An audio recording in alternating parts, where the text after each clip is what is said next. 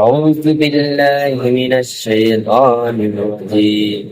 بسم الله الرحمن الرحيم.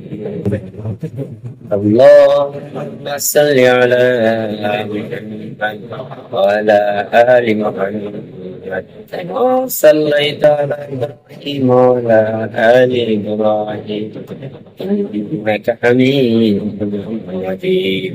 اللهم بارك على محمد وعلى آل محمد كما باركت على إبراهيم وعلى آل إبراهيم إنك حميد مجيد. أعوذ بالله من الشيطان الرجيم. بسم الله الرحمن الرحيم.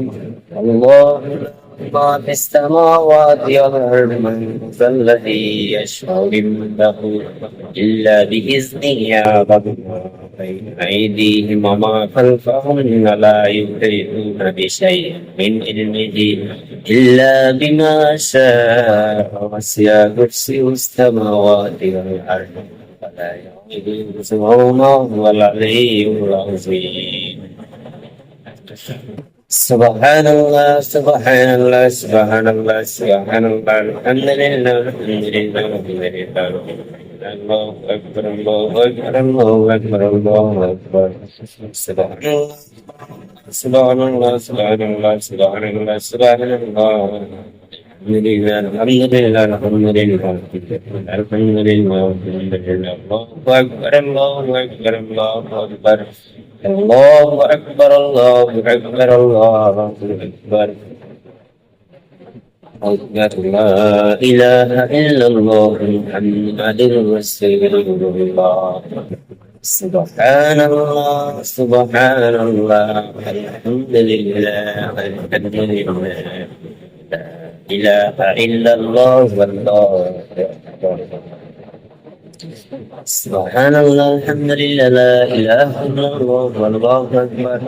سبحان الله الحمد لله لا إله إلا الله الله أكبر. سبحان الله الحمد لله لا إله إلا الله الله أكبر.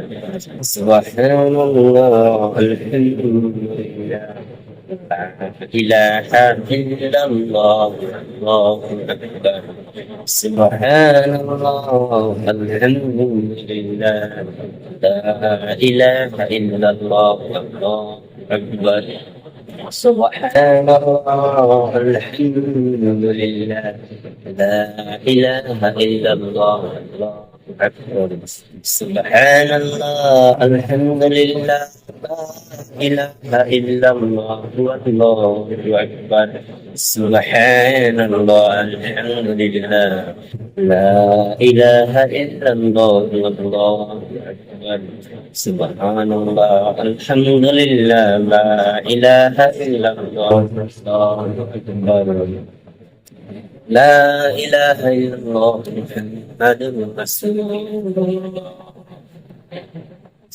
سبحان الله سبحان الله سبحان الله سبحان الله الحمد لله الحمد لله الحمد لله الحمد لله الحمد لله لا إله إلا الله لا إله إلا الله لا إله إلا الله لا إله إلا الله لا إله إلا الله. الله له ما في السماوات والأرض الذي يشفع يعلم ما بين أيديهم وخلفهم لا يحيطون بشيء من علمه إلا بما شاء وسع كرسيه السماوات والأرض ولا يؤوده حفظهما وهو العلي العظيم. প্রত্যেক নামাজের পরে আয়াতুল কুরসি পড়বেন।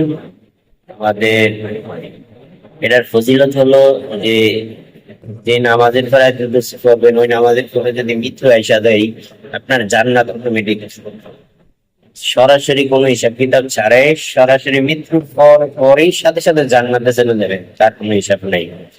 যে ব্যক্তি এই আয়াতুল কুরসি 5 ওয়াক্ত নামাজের পরে পড়বে, বা এক নামাজের পরে পড়লে আরেক নামাজের সময় হওয়ার আগে আগে যদি সে মৃত্যুবরণ করে, তাহলে তার জন্য জান্নাত নির্ধারিত, জান্নাত ওয়াজিব হয়ে গেছে।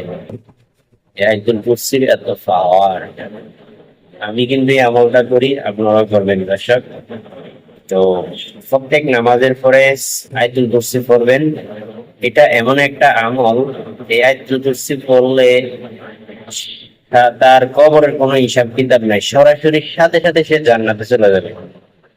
যে 5 ওয়াক্ত নামাজের পরে আয়াতুল কুরসি পড়বে, ওই সময়ের ভিতরে যে মারা যাবে তার জন্য জান্নাত। সুবহানাল্লাহ, কত বড় কথা! জান্নাত পেয়ে গেলে বলতো আর কিছুই লাগে না। জান্নাত, সবাই তো জান্নাতের আশা করি, জান্নাতের কাজ করলে সে না জান্নাত পাবো নাকি? দর্শক, আপনারা এখন আমি মসজিদের ভিতরে বসে বসে কিছু গিরাজকার বললাম। আমাকে আজকে জিকির করার জন্য বলছে। তো আমি মসজিদের ভিতরে দাওয়াতি কাজ করে যারা, তারা আমাকে দায়িত্ব দিচ্ছে যে তুমি মসজিদের বসে বসে জিকির করো।